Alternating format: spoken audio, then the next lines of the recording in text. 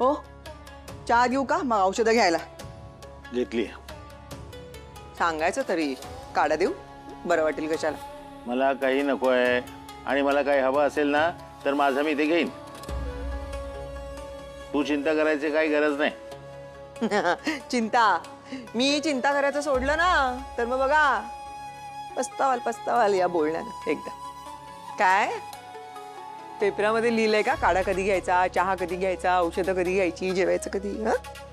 बायकोपेक्षा तुम्हाला पेपर जास्त जवळचा वाटायला लागलाय ना हल्ली. छान छान. या घराचं असंच आहे. किती करा, राब राब राबा सगळ्यांसाठी, पण ना प्रत्येकाच्या मनामध्ये फक्त एकच प्रश्न असतो, या बाईची गरजच काय या घराला? मला तरी नाही. काहीच वाटत नाही ना असं बोलायला. किती वर्ष असंच वागत राहणार आहात माझ्या बरोबर? जरा एकदा सांगा तरी. असंच म्हणजे अंतर ठेवून म्हणत असशील ना तर हो, मी तुझ्यापासून आता कायमच अंतर ठेवून वागणार आहे.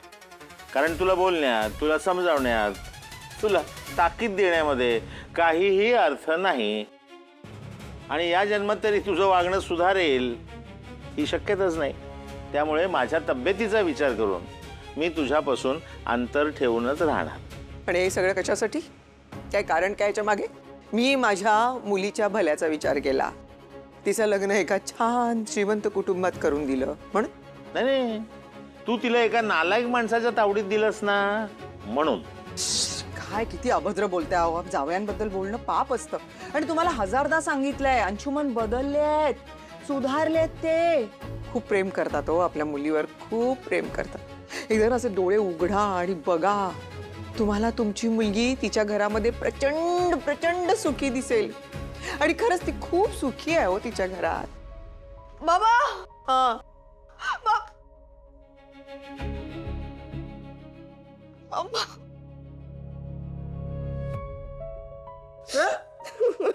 काय ग सुष्मिता?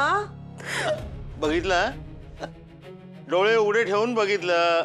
मुलगी रडत रडत माहेरी निघून आली आहे म्हणजे किती सुखात आहे ते कळलं बरं का मला.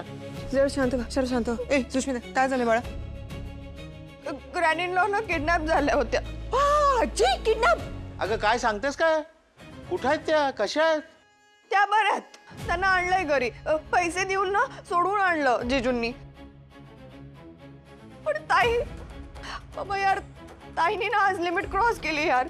म्हणजे ना तिने ना मॉम इन लॉ आणि अंशवर आरोप केले की त्यांनीच किडनॅप केलं असेल ग्रॅनी लॉला म्हणून. दादा प्लीज तुम्ही समजवा ना ताईला. तिला सांगा की माझ्याशी आणि माझ्या नवऱ्याशी नीट वाग म्हणून. काय समजते ती स्वतःला? तोंड सांभाळून बोल सुष्मिता. मोठी बहीण आहे ती तुझी. आणि नंदू असं कुणाबद्दलही काही बोलत नाही आणि बोलणारी नाही. काहीतरी तथ्य असल्याशिवाय ती असं बोलणारच नाही. म्हणजे काय तुम्हाला काय म्हणायचंय? हा, आपल्या विहीणबाई आणि जावई बापू दोघं किडनॅपर आहेत? सिरियसली दादा, मी तुमच्याकडे हेल्प मागायला आले होते आणि तुम्ही नंदुताईची साईड घेताय. तुम्ही मला कधी समजून घेणार आहात? अगं पण तू कधी समजून घेणार? हा, शाळेत असल्यासारखी मोठ्या बहिणीची तक्रार करत आलीस घरी. हा, तू इथं रडत काय बसली आहेस? तू तिथं असायला हवंस. आजींची काळजी घ्यायला हवीस तू. जा जा, तुझ्या घरी जा तू. अहो काय बोलताय तुम्ही? तू गप बस ग. तू तिला समजावून सांगायला हवंस, पण दुर्दैवानं मला सांगावं लागतं तिला. आई मम्मा, माझंच चुकलं. मी ना डॅडांकडून अपेक्षाच ठेवायला नको. कारण ना मी काही केलं तरी त्यांना फक्त नंदुताईची साईड घ्यायची असते आणि तीच परफेक्ट वाटते. तू आधी तक्रारी बंद कर आणि तुझ्या घरी जाऊन आजींची काळजी घे. त्यांना काय हवं नको ते बघ. हो जाते ना, जाते. मला ना आज कळालं की माझी काय पोझिशन आहे या घरात. चालू दे तुमचं ताईचं कौतुक. ऐक ना सुष्मिता. ए अगं असं का? सुष्मिता बाळा, गे. झालं तुमचं समाधान झालं? शांत वाटलं असेल ना तुम्हाला आता? बिचारी आपली पोरगी रडत रडत घरी आली होती. तिला समजवायचं सोडून तुम्ही असंच तिला असं उभ्या उभ्या हाकलून दिलात. तुम्ही म्हणजे ना अगदी मोठ्या मुलीच्या प्रेमामध्ये आंधळे झाले आहात. अरे सुष्मिता पण आपलीच मुलगी आहे, विसरलात का? मला विसर पडलेला नाही, विसर तुला पडलाय तुझ्या कर्तव्याचा. हो, मी पालत्या घड्यावर पाणी म्हणतो ना ते याचसाठी. असं काही बोलत जाऊ ओ नका तुम्ही बाजूला. मला. ओ बाजूला जेव्हा बघावं तेव्हा फक्त मला बोलत असतात. बिचारी पोट गेला डोक्यात. कारण तू ते आई आजपर्यंत मी ह्या घराला आपलं मानलं. आईनं मी स्वतःच्या आईपेक्षाही जवळचं मानलं. आई तुम्ही सांगा तुम्हाला तरी हे खरं वाटतंय का? तुम्हाला वाटतंय मी तुमच्या जीवाशी खेळेन? इतकी वाईट आहे मी? तुम्ही सांगा मला, इथे सगळ्यांसमोर सांगा, तुम्ही जिथे कुठे होता तिथे तुम्हाला माझा थोडा तरी आवाज आला का? कुठे मी आसपास असल्याचा भास झाला का? अगं मी बेशुद्ध होते ना, पण असा काही भास नाही झाला म्हणजे मला. नाही ना झाला? मग ही आनंदी का माझ्यावर आरोप करते? का असा संशय घेते? समर मी असं करेन का? असं कसं करेन मी? अरे मी तर घरी पण नव्हते, मी माझ्या मैत्रिणींकडे होते. काल रात्री मी घरी आल्यावर मला शॉक बसला जेव्हा मला कळलं की आईच्या बाबतीत हे असं इतकं भयानक घडलंय.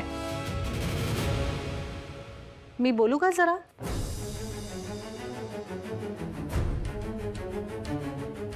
अजूनही काही बोलायचं बाकी आहे का?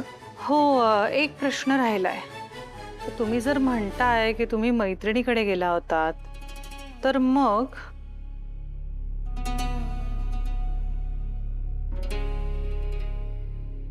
ही अंगठी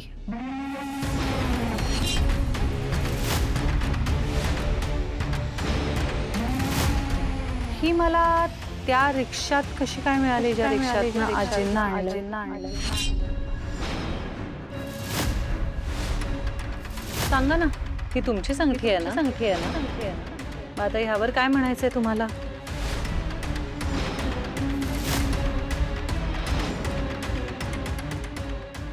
ही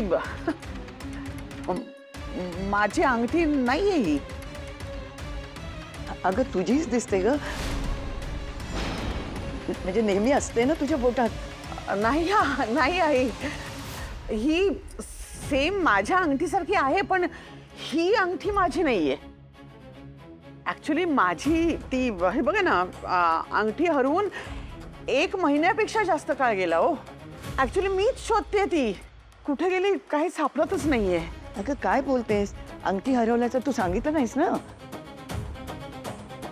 हाय ऍक्च्युली मला वाटलं मी जर सांगेन तुम्हाला तर तुम्ही चिडाल, आणि मला आशा होती, म्हणजे समोर मला खात्री होती की जाणार कुठे ना अंगठी, घरच्या घरी कुठेतरी सापडेलच, म्हणून नाही बोलले मी तुम्हाला काही.